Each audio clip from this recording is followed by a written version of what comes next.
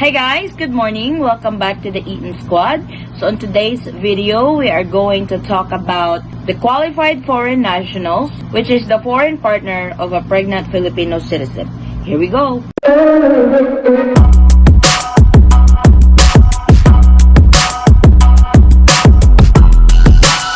I'm Patricia. I'm the madam. Hi, I'm Ellie. I'm the ruler.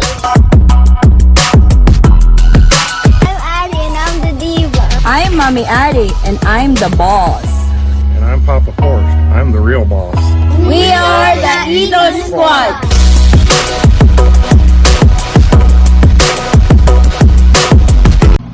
This was an advisory for request for the exemption from the temporary suspension of visa issuance of foreign partners of Filipino national.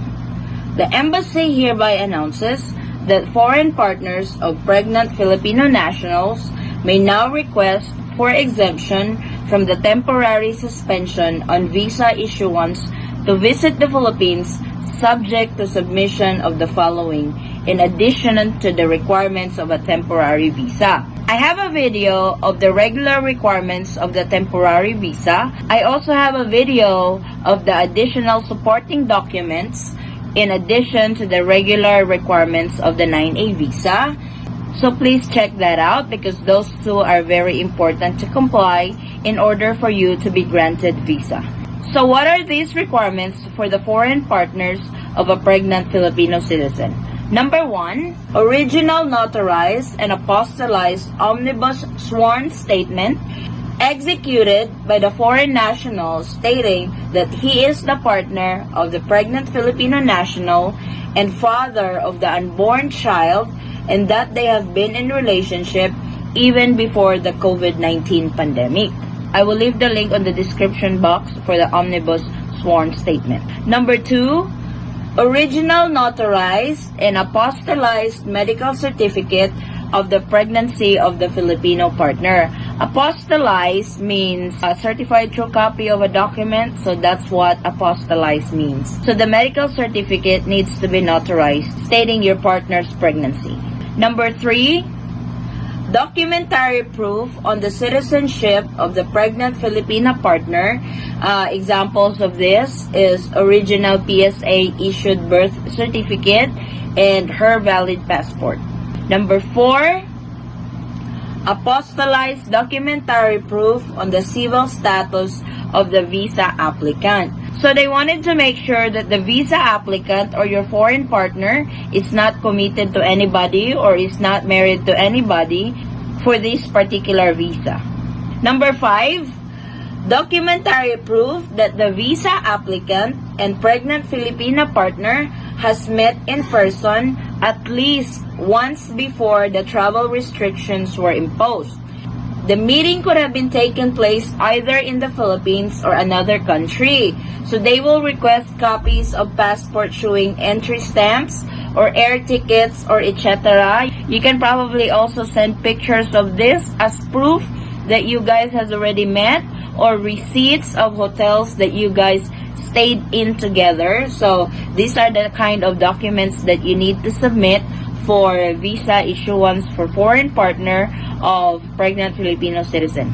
Number 6, documents confirming that the relationship has existed for some time and that the visa applicant and pregnant Filipina partner have been in continuous contact. This can be correspondence through social media, posts, email, phone bill, air tickets, photos together. So you really need to prove that you guys are in constant communication, submit proof of that communications between the two of you, like the examples given from social media, photos, tickets, and all that stuff. Number 7, original notarized and apostillized affidavit or letter of invitation from pregnant Filipina partner. The letter must include general information such as the name, birthday, address of the visa applicant, and the nature of the relationship, how long the visa applicant intends to stay, where he will be accommodated, and details about the pregnant Filipina partner. So this is kind of like letter of invitation from the Filipina partner. She really needs to write this and needs to be notarized and to be included on the requirements for the 9A visa. Number 8, original notarized and apostillized documentary proof that the visa applicant has a stable, regular, and sufficient income to support his trip as well as his pregnant Filipina partner until birth. So you probably need to submit financial statements on this.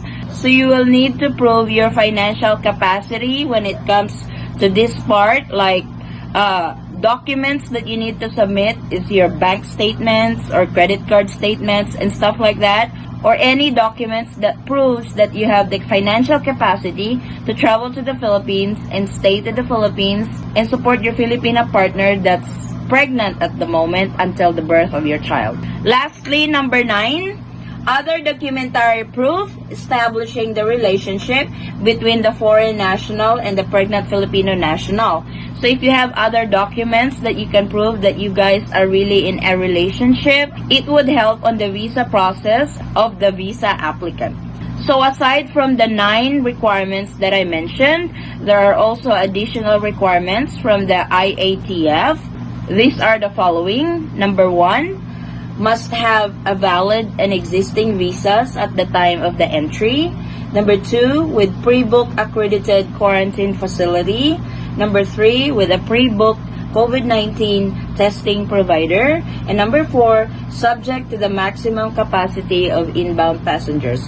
As we all know right now, Philippines is limiting inbound passengers coming into the country. So you really need to make sure to get on the flight to land in the Philippines. Please take note that the embassy emphasizes that the above applications are requests for exemption for the temporary suspension of visa issuance on humanitarian grounds, and will be referred to the Department of Foreign Affairs in the Philippines for processing and approval.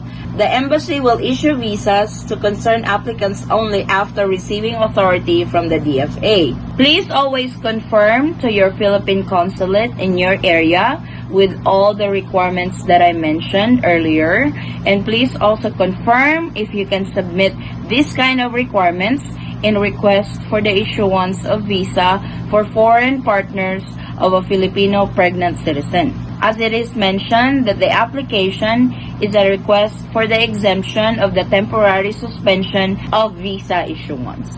So please always check for the very latest update advisories from the Philippine consulate where you belong or where you are under the jurisdiction with, because these advisories are subject to change from time to time. So it's really important that you are updated on each advisories from the Philippine consulate in your area. I hope you guys find this video informative, and if you like the video, please give it a thumbs up. It would really help our channel. To our new subscribers, I welcome you all to the Eaton Squad family, and to those who have not subscribed to our channel yet, please consider subscribing and hit that notification bell so I can also give you the latest update on travel updates to the Philippines during the time of the pandemic. So I will see you guys on our next travel update. Stay safe and God bless everyone. Mwah.